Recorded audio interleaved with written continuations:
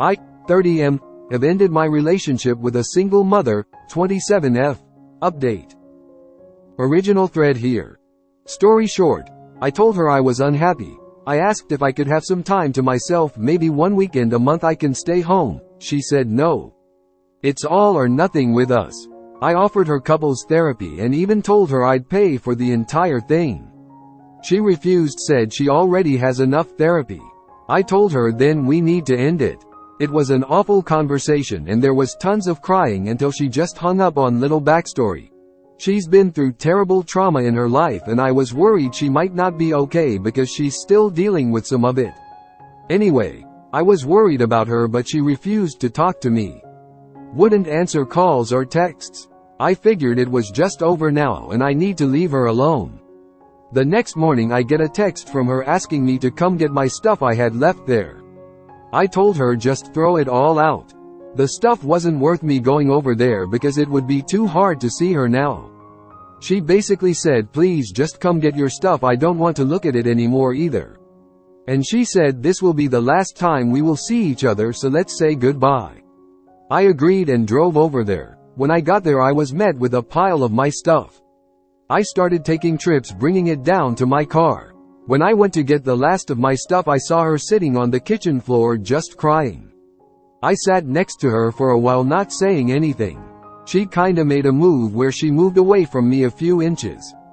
I looked at her and said, I should probably go, huh? She nodded her head. I got up and as I was leaving I just said to her, I just wished you didn't think I was a horrible person. She started yelling from the floor about how she did nothing wrong and whatnot. I couldn't take the yelling. I said good bye and left. As I was walking down the hallway I was haunted by the sounds of her crying so loud I could hear it. I left her building and got into my car. She called me. She was upset that I didn't want to talk, but I explained to her there wasn't anything left to talk about. She kept going on and on about how awful I was and not doing the right thing, etc. And she refused to take any blame. At this point I'm already on the highway about 15 minutes away from her apartment when she asks me to come back inside to talk. I told her no, I am already leaving. She started crying and begging me to turn around and talk. I said, I am sorry. I am so sorry. And I hung up the phone. First time I've ever done that to her. But she's hung up on me over a dozen times. She started immediately blowing up my phone. I couldn't deal with it, I was losing my mind. So I just turned the phone off. I left it off for a day and when I turned it on I saw a few short texts and missed calls. I immediately just went ahead and blocked her. I don't know if I did the right thing. I feel so terrible about this whole thing. I want to be there for her. Hearing her cry killed me inside. But I know me being there for her will just rope me back into the relationship that I was no longer wanting to be in. Even though I still love her, and in fact I am still in love with her. But it's too much. I know I won't be happy. She wrote me 2 emails since she figured out she was blocked. I haven't read them yet. I can see they addressed in letter format but I don't have the strength to read them at this time. This whole thing sucks. Hopefully this doesn't get automatically taken down. Anyway, thanks everyone, and if you have advice on how to get through this that would be very helpful. Thanks. Blank. Edit. I never thought this would get so much attention. This has been the most difficult thing I've dealt with in my life, so thank you all so much for the kind words.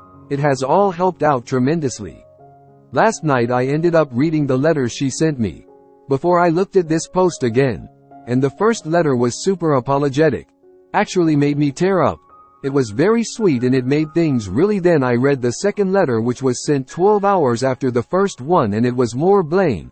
She was venting about all the things I did wrong, etc. In retrospect I should not have read either of the letters, but the first letter reminded me of the good times, and then the second one reminded me why I broke up with her in the first place. So I am glad she wrote the second one, because if it was just the first one then who knows what I'd be feeling right now. Anyway, I am going to continue to be strong and block her on any other methods she tries contacting me with. She even started calling me from her work phone number. I didn't answer but I googled it and confirmed that had to be her. I blocked that number as well. So she didn't want to give you a weekend off and instead she gave you a lifetime off. Honestly, I could see why she would feel like she wants all or nothing from you. But she has a child that isn't yours. She should have the skills to rationalize why you would want a weekend off sometimes. I've never dated a girl with a kid, so I can't relate too heavily, but it seems just from this here that you are empathetic and rational. And you gave her every chance to have a real conversation and she was just emotionally distraught the entire time. I think after all of that, blocking and moving on completely is probably a decent choice. Leaving wiggle room for conversation won't be healthy for either of you. I learned something new today. It is the 3 C's. They are communication, compromise and compassion. She didn't want to hear your needs and wants. Totally unwilling to compromise and had no compassion for your feelings. Lots of me. You tried to communicate your feelings and needs, tried to compromise on a weekend a month in counseling. We're compassionate about her trauma and believe making you come to get your things instead of throwing them out was either too painful or a manipulation, so you would see her distraught and give in. She didn't want to talk till you drove away. Then started the calls. As a woman who has severe PTSD, I think she needs to control things in order to feel safe. Proud of you, bro. You handled it well. ATM, the best thing is to just go to as little to no contact as possible. Work on what makes you happy. This is why, as a single dad myself, I discourage single friends from dating parents and give them advice on what their future would look like. You very little say in regards to the child. Her kid's dad is present in your life, and ultimately they're a parent. Single parent dating another single parent is usually pretty understanding of this dynamic, because they see it from both ends. But if you have no kids, dating a single parent is a lot to deal with and understand. It's okay to be the bad guy to her in this situation. You did the right thing. That doesn't make it any less hard, and that doesn't mean she needs to forgive you. You don't need to be friends. When she talks about you going forward, you're going to be the bad guy. She needs you to be the bad guy to protect her ego. It doesn't make you a bad guy. Good luck. I asked if I could have some time to myself, maybe one weekend a month I can stay home. She said no. It's all or nothing with she didn't consider you as part of the us. So your needs were not important to her. She didn't listen to you about your needs, which are as important and valid as hers, and refused to compromise in order to help meet your needs. You did the right thing. Too bad she didn't put this much effort into compromising. The whole situation sucks, but you did the right thing. The issue isn't that she was a single mother, or that a kid clearly has untreated behavioral issues, but the fact that she refuses to take accountability or responsibility for anything. The fact is, she keeps saying, "This isn't my fault. This is you." How can you have a relationship when everything you say that's not praise is viewed as a personal attack? Her refusal to take accountability is why her son won't get the help he needs, why your relationship ultimately wouldn't have worked. You need a partner who you can communicate with, who is capable of self-reflection and change, and she refuses, actively sabotages herself to avoid doing so. You asked for a weekend. That was not unreasonable. She refused to be considerate because she's so damaged. She can't view anything as criticism or as something that might need to change. I'm sorry you're both sad, but she needs professional help if she has any hope of being in a stable relationship. And you can't help someone who refuses to help the emails unread, and block her that way too. You can't give her what she ultimately needs, and you deserve better. She didn't want to talk. It was her way or the highway. She wouldn't allow you any space or balance, and didn't want to engage in any sort of compromise. She clearly has a lot of work to do to get to a healthy. Did the right thing. I know it feels terrible to see others you care about hurt, but she brought this on herself by being unreasonable, not considering your feelings and well-being, and refusing to compromise with you to make the relationship more doable. She will heal and so will you. She wanted you to get your stuff, thinking when you see her, you would be her knight in shining armor and tell her that you were wrong, that you didn't need a break, and that you would treat her child as your own. She wanted an all or nothing relationship. You didn't. It is best to keep her blocked so you both can find what you are looking for. It is sad, but you are doing the right thing. Greater than so, she didn't want to give you a weekend off and instead she gave you a lifetime real. It's like she forgot if she doesn't want to compromise, he can just leave. Greater than she kept going on and on about how awful I was and not doing the right thing, etc. And she refused to take any blame. The right thing for one person may be the wrong thing for another person. Did she ever say what she expected you to do? Why did she not want to give you a weekend off? Was she expecting you to babysit her son while she's resting? She's emotionally distraught the entire time, because she's caught in some sort of trauma response cycle. Her nervous system won't allow her to calm down or recognize reason. It's so sad to hear about this. I hope she gets the help she needs one day. I agree in theory, but in practice it's different. She wants him to be all in, to be a stepdad, husband, the works. That means no weekends off, at least not routine ones. I am a husband and dad and am literally packing to take a few days with friends, so, rich of me to say. She wants him to be the stepdad to her son, and for the home that she shares with Ob to be a stable and predictable place for her son to come home to. It doesn't work if he's gone every fourth or ways around this, like work travel and stuff. I imagine if Ob had a job that let him on the road 50% of the time, he'd be a bit more amenable to the situation. But I also imagine that would lead to a ton of insecurity from the girlfriend, so probably not much of an advantage. Big the end of the day, she wants a co-parent and he has no interest in co-parenting with her. No one is wrong, per se, but I understand why she couldn't come to terms with a partial agreement from him. She needs to control things in order to feel safe is exactly it. Too bad she can't, won't, engage in supportive couples counseling. Honestly, delete the emails unread. There is nothing in them that will do you any good. She needed to vent, she did, but that doesn't mean you have to be the recipient of her venting. Let it go into the ether and work on yourself this spring, summer. Meet new people, reconnect with friends you haven't had time for, and never put your friends on pause for a relationship.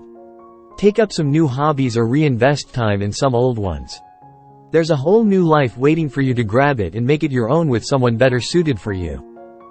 I almost feel bad for chuckling at this to review. She refused to compromise on frequency of visits, as is her right. He realized he couldn't do every weekend like that, and since she did not compromise, decided to leave, his right. She begs him to come over to get his stuff that she'd already gathered versus throwing it out, and then admits she wants a goodbye. He complies, goes for his stuff, and she just sits down and cries in the kitchen, on the floor. And when he joins her, she just moves away from and doesn't talk to him. She tells him to leave instead of talking, or even saying she needs a minute as he does what she asks. She yells at him and says she did nothing wrong, up for debate. If his compromise request and terms don't work for her, it is what it is. But she seems to imply it's his fault here, and I screaming him out of her house. She calls him 15 minutes into his drive home to ask for him to come back. He does the first super sensible thing in this messy aftermath and declines. Instead of regrouping, calming down and sending a lone, succinct message, she sends him VMs and texts. I can only speculate as to the content, but I'm sure they were unpleasant. It seems like if she wanted to keep this relationship going, she made a misstep every single opportunity she had, and refuses to see that her rigidity is at fault here too. A lot of people are afraid of being alone, so much they stay in relationships all the time. Regardless of early conversations, no one owes anybody long-term commitment if they're still in the dating stage. So he said he's okay with her having a kid early on, and now he has to put up with that situation for the rest of his life? Crazy talk. Maybe he actually believed he was okay with it until he realized it's not a dynamic that will work for him long-term, especially with all of her demands and lack of regard for his feelings. That's why people date and don't marry upon first attraction. Thinking circumstances can't change someone's decision to commit is a silly expectation. While I don't disagree with you on the principle of feeling betrayed after being reassured, unless I've missed comments from Op, this scenario is just conjecture and without concrete evidence to support said conjecture. That's all it is. Don't read it. My abusive ex sent me a 12-page, single-spaced document. I naively read it, hoping he'd realized he may have been wrong, just once in his life, and apologize. Reading it, it was a lot of blaming me for everything, made my whole healing process worse. Just delete it, without reading it. Greater than how much damage would that do to her kids? Realistically, probably not much. Her kid already has a father that is involved in his life, so the child doesn't necessarily need to have a third full-time parent. Honestly, I've read lots of posts on Reddit about stepparents that tried to be too involved in their stepchild's life and ended up ruining the relationship. I don't know if I've read any cases of a stepfather that took a major backseat in parenting and that caused issues with that said. I don't blame the mom, if that's not what she wanted in a relationship, but I don't believe that Op having a weekend to himself would ever be detrimental for the kid.